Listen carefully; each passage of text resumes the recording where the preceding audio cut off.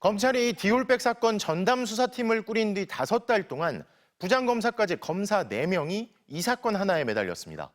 하지만 검찰은 압수수색 한 번 하지 않았고 통신 내역도 들여다보지 않았습니다. 그나마 단 한 번의 조사는 검사들이 휴대폰까지 반납한 채 이른바 출장 황제 조사 형태로 이루어졌죠. 그리고 검찰은 결국 무혐의를 주장하는 김 여사 측 진술을 그대로 받아들였습니다. 조희원 기자가 보도합니다.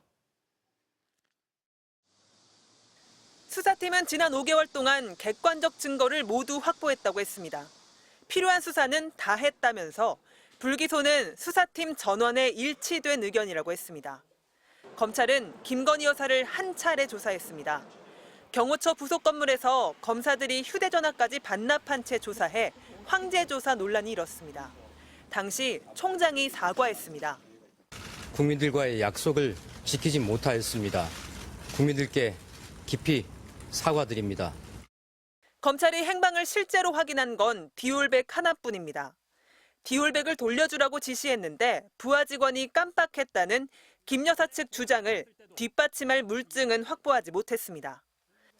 179만 원짜리 샤넬 화장품은 사무실 물난리로 못 쓰게 됐고 40만 원짜리 듀어스 위스키는 경호상 이유로 폐기했다는 김 여사 측 진술을 그대로 받아들였습니다.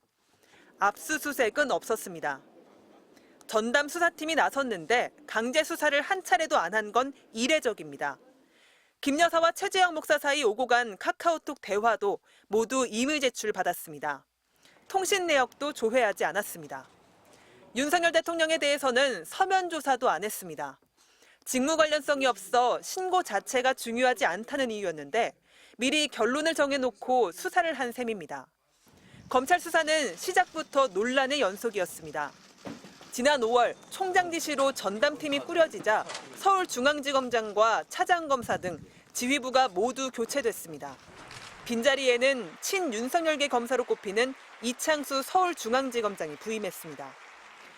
김 여사 경호처 출장 조사도 나중에 보고해 총장 패싱 논란도 불거졌습니다.